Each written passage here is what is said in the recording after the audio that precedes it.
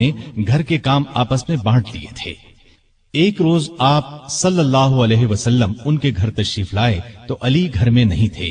سیدہ فاطمہ سے پوچھا تو انہوں نے فرمایا کہ میرا ان سے کچھ جھگڑا ہو گیا تھا، غصے میں گھر سے باہر چلے گئے ہیں۔ آپ نے ان کے بارے میں پتہ کرایا تو وہ مسجد میں سو رہے تھے۔ آپ مسجد میں تشریف لے گئے، وہ واقعی وہاں سو رہے تھے۔ چادر پہلو سے سرک گئی تھی اور مٹی ان کے جسم سے لگ گئی تھی۔ آپ مٹی پوچھنے لگے اور فرمایا، ابو تراب اٹھو، ابو تراب اٹھو۔ اس روز سے آپ کا لقب ابو تراب مشہور ہو گیا۔ تراب مٹی کو کہتے ہیں، یعنی مٹی والا۔ کوئی انہیں ابو تراب کہتا تو بہت خوش ہوتے۔ انہیں دنیا کے سامان اور مال و دولت سے بالکل پیار نہیں تھا۔ ان کی زندگی فقیرانہ تھی، محنت مزدوری کر کے روزی کماتے تھے، روکھی سوکھی کھا کر گزارا کرتے تھے۔ لڑائی کے میدان میں جاتے تو فرمایا کرتے تھے، لڑائی کے میدان میں مجھے پرواہ نہیں ہوتی کہ موت میری طرف آ رہی ہے یا میں موت کی طرف بڑھ رہا ہوں۔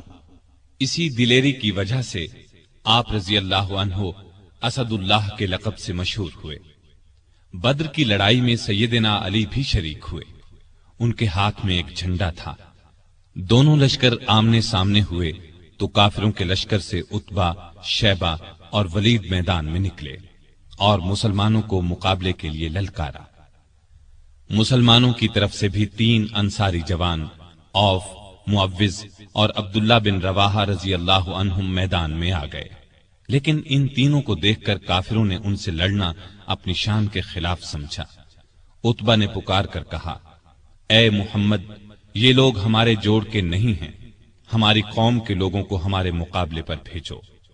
اس پر رسول اللہ صلی اللہ علیہ وسلم نے سیدنا علی، سیدنا حمزہ اور سیدنا عبیدہ بن حارث رضی اللہ عنہم کو حکم دیا کہ آگے بڑھ کر ان کا مقابلہ کریں۔ تینوں بہادر فوراً آگے بڑھے۔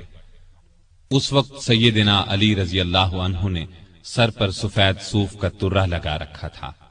ان کا سامنا ولید سے ہوا، سیدنا حمزہ کا عتبہ سے اور سیدنا عبیدہ کا شیبہ سے ہوا۔ ولید اور عتبہ دونوں سیدنا علی اور سیدنا حمزہ کے ہاتھوں مارے گئے، لیکن عبیدہ شیبہ کے ہاتھوں زخمی ہوئے۔ علی شیبہ پر جھپٹے اور ایک ہی وار میں اس کا کام تمام کر دیا۔ زخمی عبیدہ کو میدان سے اٹھا لائے۔ اس کے بعد عام لڑائی شروع ہوئی۔ سیدنا علی اس قدر پرجوش انداز میں لڑے کہ جس طرف نکل گئے کافروں کی صفیں کاٹ کر رکھ دی۔ دوسرے مسلمان بھی بہت بہادری سے لڑے اور کافروں کو شکست دی۔ ان کے بڑے بڑے سردار اس لڑائی میں مارے گئے، یہاں تک کہ ابو جہل بھی جہنم رسید ہوا۔ اگلے سال احد کی لڑائی ہوئی۔ اس لڑائی کی ابتدا میں کافروں کی طرف سے طلحہ بن ابی طلحہ میدان میں نکلا اور پکارا، کوئی ہے جو میرے مقابلے میں آئے۔ یہ سن کر سیدنا علی دوڑ کر اس کے مقابلے میں آ گئے اور ایک ہی وار میں اسے ڈھیر کر دیا۔ پھر طلحہ کا ایک بھائی ابو سعید نکلا، سیدنا علی ہی نے اس پر بھی تلوار کا ایک وار کیا، وہ زمین پر گر پڑا اور سعد بن ابی وقاص کے ہاتھوں مارا گیا۔ پھر کافروں کے لشکر سے ان کا سب سے بڑا بہادر ارتات نکلا، اسے اپنی طاقت پر بڑا گھمنڈ تھا۔ اس نے للکار کر کہا، کوئی ہے جو میرے مقابلے میں آئے۔ علی آگے بڑھے اور دیکھتے ہی دیکھتے اس کا کام تمام کر دیا۔ پھر جب عام لڑائی شروع ہوئی تو سیدنا علی اور سیدنا حمزہ کافروں کی صفوں میں دور تک گھس گئے اور اس قدر تیزی سے لڑے کہ کافروں کے پاؤں اکھڑ گئے۔ پھر درے پر موجود دستے کی اپنی جگہ سے ہٹ جانے پر جب اس طرف سے کافر مسلمانوں پر حملہ آور ہوئے اور مسلمانوں کے پاؤں اکھڑ گئے تو چند بہادر نبی صلی اللہ علیہ وسلم کے ساتھ میدان میں جم کر کھڑے رہے، ان میں سیدنا علی رضی اللہ عنہ بھی تھے۔ کافروں نے آپ پر تیروں کی بچھاڑ کر دی، بار بار آپ پر حملہ کیا، لیکن ان صحابہ نے انہیں ہر بار پیچھے ہٹا دیا۔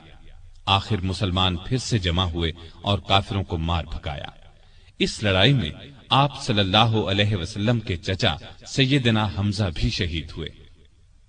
اس روز سیدنا علی رضی اللہ عنہ کے ہاتھوں کئی کافر مارے گئے۔ اس مہم کے شروع ہونے سے آخر تک سیدنا علی رضی اللہ عنہ آپ صلی اللہ علیہ وسلم کے ساتھ رہے۔ غزوہ خندق میں عرب کے نامی بہادر عبد ود نے جب خندق پار کر لی تو سیدنا علی رضی اللہ عنہ اس کے مقابلے میں آئے۔ وہ بہت بہادر سمجھا جاتا تھا، اس کے بارے میں خیال کیا جاتا تھا کہ وہ 1000 سواروں کے برابر ہے، اس لیے آپ صلی اللہ علیہ وسلم نے علی رضی اللہ عنہ سے فرمایا، علی تم بیٹھ جاؤ، اور فرمایا یہ عبد ود ہے۔ اس نے پھر للکارا، سیدنا علی پھر اٹھ کر آگے بڑھے، آپ نے اس بار بھی بٹھا دیا۔ تیسری بار پھر اس نے مسلمانوں کو للکارا، اس بار سیدنا علی رضی اللہ عنہ نے عرض کیا، اے اللہ کے رسول صلی اللہ علیہ وسلم، میں جانتا ہوں یہ عبد ود ہے، آپ مجھے اس سے مقابلے کی اجازت دیں۔ اب آپ صلی اللہ علیہ وسلم نے اجازت دے دی، اپنی تلوار حضرت علی رضی اللہ عنہ کو عنایت فرمائی، اپنے پاک